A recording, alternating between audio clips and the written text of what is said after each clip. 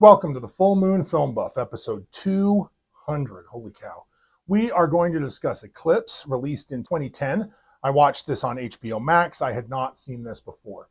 As always, we begin with the prominent crew and cast. You can also find links to a more complete credit list in the show notes. The film was directed by David Slade. It was written by Melissa Rosenberg and Stephanie Meyer. The effects were by Tidbits Studios. David Slade began his career directing music videos for artists such as Tori Amos, Aphex Twin, and Massive Attack. He made his feature film debut with the thriller Hard Candy, followed by the vampire horror film 30 Days of Night. He then directed the third installment of the Twilight saga, Eclipse, which became one of the highest grossing entries in the franchise. Slade transitioned into television, directing episodes of acclaimed series, including Hannibal, Black Mirror, and American Gods. Melissa Rosenberg returns as screenwriter for the third straight Twilight film. We previously discussed her when we first visited Forks. We also covered Stephanie Meyer's then. Tippett Studios came back for the Wolfpack, refining the design from New Moon. They focused on more expressive facial rigs inspired by real wolves, so each wolf's personality shines through. Jacob's warmer eyes, Sam's leadership presence. Image Engine handled additional werewolf shots, vampire disintegrations, and environments, helping scale up the battle sequences. The cast includes Kristen Stewart as Bella Swan, Billy Burke as Charlie Swan, Robert Pattinson as Edward Cullen, Ashley Greene as Alice Cullen, Jackson Rathbone as Jasper Hale, Taylor Lautner as Jacob Black, Chasky Spencer as Sam Ule, Tyson Houseman as Quill Atira, Kiowa Gordon as Embry Call, Alex Moraz as Paul, Bronson Pelletier as Jared, Julia Jones as Leah Clearwater, Dakota Fanning as Jane, Bryce Dallas Howard as Victoria Sutherland, Xavier Samuel as Riley Beers, and Jodelle Fearland as Bree. Almost all the cast returned from the first two movies, and I discussed them all in detail in that episode. We do have a few newcomers or bit players who get bigger roles here and more attention this time around. Julia Jones began acting in the early 2000s. She first appeared in The Look and appeared in a series such as ER and Westworld. Jones has done films such as The Ridiculous Six, Wind River, and The Thanksgiving House. On TV, she has had recurring roles in Longmire, The Mandalorian, and Dexter: New Blood. Bryce Dallas Howard steps in as Victoria after Rochelle Lefevre's exit. There is some fandom debate if this was actually due to scheduling conflicts or performance quality that I am not equipped or inclined to address. The daughter of filmmaker Ron Howard, she made her first acting appearances in her father's films, Parenthood, and again in Apollo 13. She deliberately stepped back from the spotlight until her early 20s. She broke through with leading roles in The Village, As You Like It, Spider-Man 3, and The Help. Other major acting roles include Claire Dearing in the Jurassic World trilogy, alongside appearances in Rocketman, A Dog's Way Home, and Pete's Dragon. On TV, she starred in the Black Mirror episode Nosedive. In recent years, Howard made her directorial debut with short films and transitioned to television with several high-profile Star Wars projects.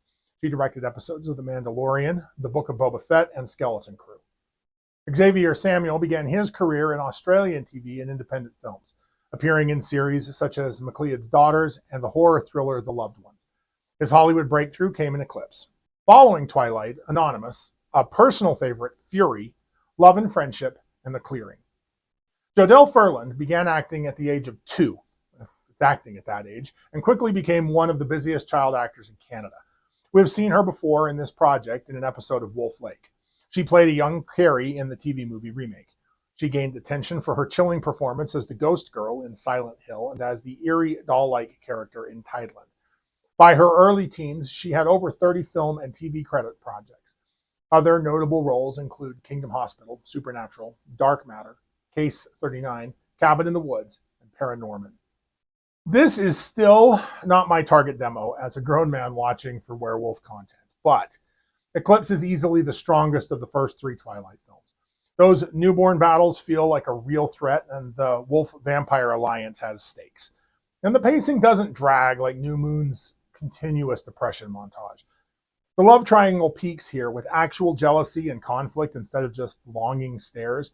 Victoria's revenge plot presents a tangible threat beyond Bella might grow old. If you're in for lycanthropes, this is peak Twilight. Wolf action, the pack coordination, the massive brawls, and the transformations built on New Moon's foundation. The tent scene it's a lot, but the final showdown delivers. Now, skip this if you hate tween melodrama, but For franchise completionists or real wolf fans, it's the one that finally feels like a movie with momentum. Fast forward through the Meadow proposal if you need to. Now, Eclipse hit in summer 2010 amid peak Twilight mania. It set all kinds of records, the biggest midnight opening ever at the time, 30.1 million, the widest release, 4,416 theaters, and the biggest Wednesday debut, 68.5 million. Domestically, it grossed over 300 million, the highest in the series in the US. And worldwide, it made about 700 million or more, depending on the source, making it a monster hit and the sixth highest film of 2010. So let's go over the synopsis. A nice young man named Riley Beers is attacked by a vampire in the rain. I wonder who that could be. Back in Forks, Edward and Bella make out while she should be studying for an English final. Bella is eager to become a vampire, but Edward wants her to stay human. He asks her to marry him. She is reluctant, even after Edward offers to turn her into a vampire if she agrees. Bella's father, Charlie, lifts her house arrest if she promises to spend more time with her other friends, specifically Jacob Black, a werewolf with a strong dislike for vampires and Edward in particular. Edward's clairvoyant sister Alice foresees Victoria's newborn vampire army, led by Riley, attacking Forks. Edward's family pursues Victoria through the forest, but she escapes into werewolf territory, which incites an incident between the vampires and the werewolves that ratchets up the tensions between the two. Edward keeps all of this a secret from Bella.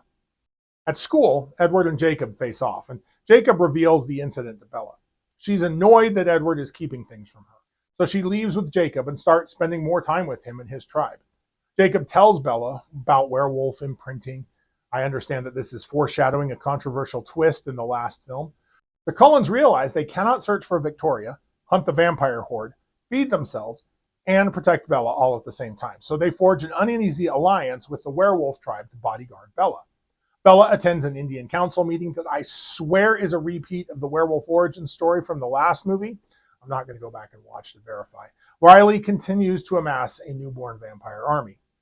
Jacob confesses his love to Bella. She tells him that she loves Edward, but he refuses to believe it and kisses her. She angrily and rightly punches him, but sprains her hand on his face. Rosalie Cullen reveals how traumatic her vampiric transformation was. The Cullens think Bella is making a mistake, choosing to become one of them. Riley's army has trouble exerting self-control. The Voltari are in Seattle and seem to be tacitly supporting Riley's army. Bella and Edward graduate high school. Alice throws a monster party at the Cullens' house. Jacob and the pack crash it. Jacob apologizes for his behavior, and Bella forgives him. Alice has a vision of the vampire army arriving in 4 days. Jacob and his pack strengthen their alliance with the Cullens to defend against the upcoming attack. The Cullens train the werewolves to better fight vampires. After the training, Alice's partner, Jasper Hale, tells Bella about his transformation. He was once part of a newborn army and hated himself. He trained the newborns and disposed of them when they got too weak. He eventually experienced happiness once he fell in love with Alice. They use Bella's blood to bait the newborn vampire army, and Edward and Bella camp in the mountains away from the fight to keep her safe. Jacob carries Bella to mask her trail. Bella and Edward spend the night together in his family home, and, afraid how her feelings might change after being turned into a vampire, she agrees to marry him if he agrees to have sex with her. The two make out, but Edward finds it too dangerous and explains that he wants to wait until marriage. He formally proposes with his mother's wedding ring and asks her to marry him, and she says yes. We learn Victoria is doing all of this for revenge over James's death in the first movie. Victoria has Riley firmly in her mental control. Bella and Jacob discuss hiding their engagement from Jacob. That night, it is so cold that Jacob must cuddle Bella to keep her warm. Oh, this scene, guys. Edward and Jacob have an in-depth conversation about what is best for Bella, not with Bella. Edward tells Jacob that they are engaged, after which Jacob storms off. Bella chases Jacob and desperately demands that he kiss her, which he does, which is gross. Bella explains to Edward that although she loves Jacob, her love for Edward is stronger. Victoria and her army attack. The Cullen family, together with the werewolves, fend off the attack. Victoria and Riley sneak away to find Edward and Bella. Edward kills Victoria, and Bella cuts herself to distract the vampires. Jacob is badly injured during the fight. The werewolves carry Jacob to safety as the Voltari guard arrives. The Cullens guard Bree Tanner, one of the newborns whom Victoria created, who she also surrendered to the Cullens. The Volturi torture and interrogate Bree over the Cullens' protests. When the Volturi observe that Bella is still human against their agreement, she explains the date for her transformation has been set. The Volturi guard kills Bree, with the Cullens too afraid to interfere. Afterwards, Bella visits the injured Jacob to tell him that she has chosen to be with Edward. He reluctantly accepts her decision. Bella and Edward talk about their upcoming wedding in the meadow. Edward questions why she is doing this, and Bella explains that she feels more herself in Edward's world and wants to be connected to him. And they decide to reveal their engagement to Bella's father. Tidbits Studios really leveled up the wolves here. Transformations remain as fast and explosive as ever, but with refined animation and subtler facial expressions, showing individual pack personalities. The battle sequences show coordinated attacks, wolves tackling newborns, ripping apart marble-like bodies. The large-scale fight choreography makes them feel like a military tactical unit. It's pretty awesome. The vampire lore here is built on the same core as New Moon. Hereditary Quillette shapeshifters, triggered by proximity to vampires or their intense anger. Their full consciousness is retained, and they share a telepathic hive mind. The film expands the pack dynamics, and printing is teased but not shown. Although, I guess we do see it, they just never call it out. We see our only female wolf, Leah, and yes, we will go into that in a much greater detail in a bit. These werewolves are warmer, fast-healing vampire killers. The alliance with the Cullen family highlights their guardian role, but it's tense. They still have no special weaknesses, except against aggressive hugs, apparently. One of Eclipse's biggest strengths is that it forces the series' natural enemies to work together. For the first time, the cold, elegant Cullens and the hot-blooded Quillette wolves set aside centuries of enmity and team up against a common desire to protect Bella from the threat to her that is posed by Victoria's newborn army. Of course, they each have other different motives as well. The werewolves get to kill vampires, which they like, and the Cullens get to protect the secret of vampires from getting out. What makes this alliance so compelling is how tense and reluctant it feels. Even with good, solid reasons to join together, each side can barely get past their animosity to cooperate. You can feel the snarling, the territorial jabs, the barely controlled aggression. The wolves think the vampires are arrogant bloodsuckers, and, well, they're correct. The Cullens view the wolves as barely controlled animals, and there is an element of truth to this perspective as well. Yet necessity forces them to cooperate, and that friction creates real stakes that rise above the usual romance drama. The anti-vampire training sessions also give other members of the Cullen clan, specifically Jasper Hale, an engaging moment in the spotlight. The payoff in the final battle feels, therefore, earned. Both sides get to shine. The Cullens bring strategy and control, while the wolves bring just raw power and pack coordination. It's the closest the franchise ever comes to a classic monster team-up movie, but it's filtered through teenage angst and supernatural politics, so... And honestly, the wolves steal the show. Their physicality and their teamwork on the battlefield make them far more dynamic than they were in the previous films. Plus, in my opinion, the effects just work better for the wolves than they do for the humans. I suspect there is some impact of the uncanny valley going on. Of course, the truce is fragile, and it's ultimately temporary. The moment the threat has been neutralized, the old grudges roar back. But for a brief window, Eclipse gives us something refreshing. Enemies who have to become reluctant allies, and in doing so, humanize each other just a little bit. If you want another example of this theme, go watch Wolfsbane. Now, we talked about the love triangle before in the episode covering the first two films. It's the whole point of these movies. By the time we reach Eclipse, the love triangle that has defined the first two films has reached its breaking point, and it's not pretty. Bella is at her most frustrating here. In New Moon, her messy behavior was the result of crushing depression after Edward left her. That doesn't excuse her behavior, but it does help explain it. Real people don't always handle heartbreak gracefully, but in Eclipse, she's officially back with Edward. They're openly discussing sex, marriage, commitment, and her eventual transformation into a vampire, and yet she continues to string Jacob along, using his feelings as emotional insurance. It's selfish, manipulative, and genuinely uncomfortable to watch. There are three major examples of this. First, she keeps inserting herself into Jacob's extended family and the Quillette community, even though she knows she plans to become the very thing that they despise.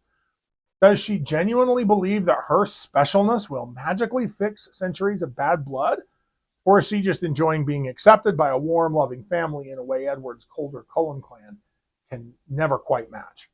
Either way, it comes across as thoughtless. It's hurting several of them, specifically Leah, with her just presence. And then there are the two especially messy and uncomfortable kisses with Jacob. The first kiss is entirely on Jacob here. He kisses Bella without asking for permission, but knowing she doesn't want it, fully convinced that he knows her feelings better than she does. It's a clear boundary violation. He's not just hoping.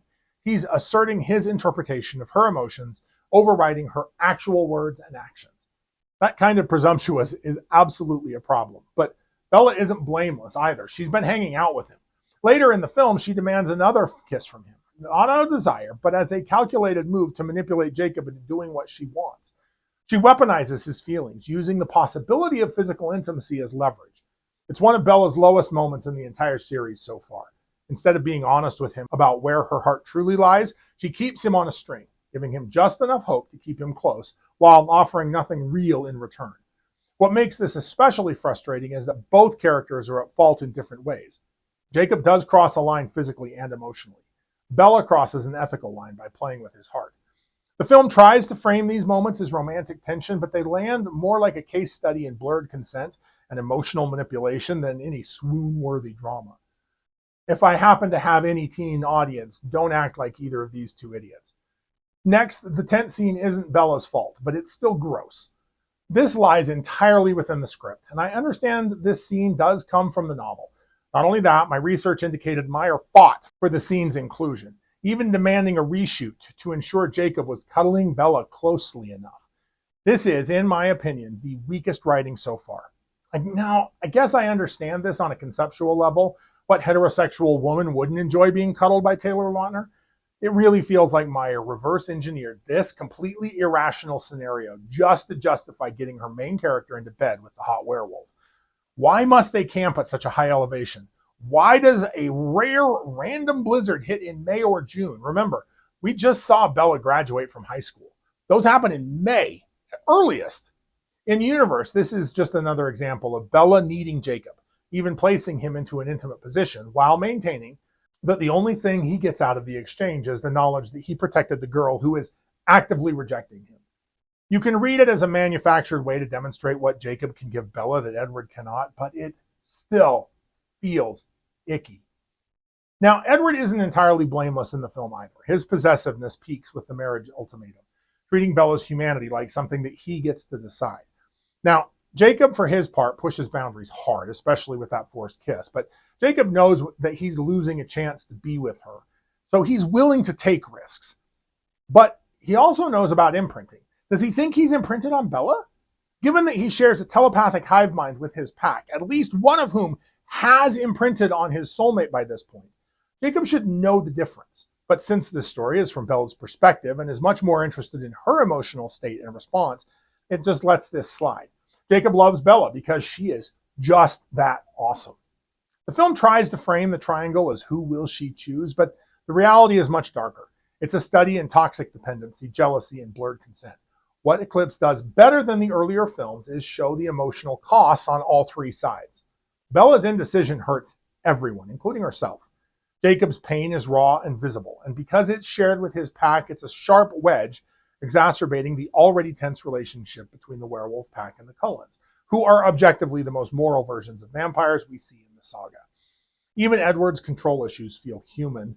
He's in love with someone who is in danger. Of course he's scared and wants to protect her. It's easier to protect something valuable if you lock it away. Of course, you don't lock people away. The marketing sold us a fun romantic choice, but the movie delivers something messier. A portrait of three people trapped in a situation where real healthy choice feels almost impossible. So let's move on to the villain. One of the smartest upgrades Eclipse makes is turning Victoria from a minor threat into a genuinely cunning and dangerous antagonist. In the first film, James was a direct personal hunter. He wanted Bella dead, so he set off like a heat-seeking missile. That made him easy to stop. Victoria plays a completely different game. She stays hidden, manipulates Riley into building an army of newborns, and uses the chaos to stay one step ahead of Alice's visions. She turns disposable foot soldiers into strategic weapons. She lures the Cullens into open conflict with the werewolves. Her plans are patient, calculated, and much more threatening than a simple chase. Bryce Dallas Howard's performance helps enormously. She brings a mix of grief, rage, and cold intelligence that makes Victoria feel like a character with a tragic motivation instead of just being the bad vampire. Although she is an evil, predatory vampire, her revenge isn't random. It's personal, born from the loss of James. That layer of tragedy gives her weight the series desperately needed in its villains. We've seen good work by Rachel Lefevre, so I don't want to lay too much of this on the change in the actress. But at the same time, I do think Howard gives a better performance. This is a classic chicken and egg problem. Is Howard's performance better because the story and writing are better, or does Howard elevate the material? I don't have a good answer for that question. I would love to hear your thoughts down below. Victoria stepping up as a credible and dangerous threat also allows the film to slowly and smartly lay hints to the Volturi's upcoming villainous turn. They act slowly, allowing Victoria's plan to play out, perhaps letting the newborn army thin the Cullen clan, giving the Volturi control of Edward and Alice and their powers. Or perhaps removing the Cullens entirely without the Volturi getting their own hands dirty. Their late arrival to the big battle and their brutally casual execution of Bree Tanner also hint at the larger corruption lurking behind the scenes. Victoria and her army may lose in the end, but she forces the Cullens and the Wolves to evolve. Victoria's threat pushes Jasper to come to grips with his past, and Jacob to take on more of a leadership role. Something that future movies build on, or so I've been told. In many ways, Victoria is the best antagonist the Twilight saga ever had. But she's not the best character in this movie. If there's one character in Eclipse who deserves far more attention than they get, it's Leah Clearwater. I'll admit, just the mention that she is the only female werewolf piqued my interest and sent me down a rabbit hole the film doesn't justify on its own. Leah is not a major character in the movie Eclipse. What I learned about this character makes me almost want to read the books, just because her story sounds so wonderfully complex and tragic. As the only known female shapeshifter in Quillette history, Leah is already an outsider in her own pack, but her pain runs much deeper. She loved the pack leader, Sam Ulay. They dated for 3 years until Sam unexpectedly imprinted on Leah's cousin, Emily, shattering Leah's heart and destroying 2 of Leah's important relationships at the same time. Then, in the middle of that heartbreak, Leah's phased for the first time, an event so shocking that it triggered her father's fatal heart attack in the book. In the movie, if you remember, Victoria caused Harry's coronary. Leah blames herself for her father's death. To top it all off, now she's permanently linked to Sam through the pack's telepathic connection, forcing her to hear his thoughts about the woman who replaced her. She deliberately uses this connection to punish Sam and the pack, both with her memories and by bringing up uncomfortable subjects, such as Embry Call's parentage, all things the pack would really rather forget. She tried to go solo, but it doesn't work. In Eclipse, we see Leah as a small gray wolf, fiercely protective of her brother Seth, and deeply bitter towards everyone else. She's angry, sarcastic, and often cruel, especially towards Bella. That armor masks profound grief and loneliness. She's lost her boyfriend, her cousin, her father, and even her future. Phasing has stopped her menstrual cycle, and she fears she may never have children or imprint herself. During the fight with Victoria's newborn army, she tries to prove herself worthy by fighting a newborn vampire alone, which indirectly leads to Jacob getting all the bones on his right side crushed. Leah pesters Jacob to get over Bella because he makes her think about her, even though she doesn't like Bella, until he disappears into the woods to live as a wolf and escape the emotional pain. My understanding is that by the end of the saga, Leah makes a quiet, powerful choice. She leaves Sam's pack to join Jacob's, partly to protect Seth, but mostly to escape the constant emotional torture of being near Sam. In Jacob's pack, she finally begins to heal, forming a genuine friendship with Jacob based on their shared broken hearts. She even becomes his beta. She comes to forgive Emily and Sam after learning the truth and agrees to be her cousin's bridesmaid. Maybe I'll go into this more when we get to Breaking Dawn. We'll just have to see. Leah Clearwater is, in my opinion, easily the most complex and tragic character in the entire Twilight series. Stephenie Meyer has affirmed that if she were to make another chapter of the Twilight saga, Leah's perspective might be used. She's not a love interest. She doesn't get a happy ending or an imprint. She's just a young woman whose life was destroyed by forces beyond her control, yet she keeps moving forward with strength and dignity. In a saga that is often rightly criticized for its romantic ideals, Leah stands out as the raw, painful, and deeply human heart of the Wolfpack. So, if you like lycanthropes, like, share, and subscribe. Contribute your thoughts and additional observations in the comments below. Let me know what I missed or what you noticed. Next, I'm going to discuss Half Moon from 2010. Keep your eye on the moon, a silver bullet in the chamber, and we'll see you back next episode.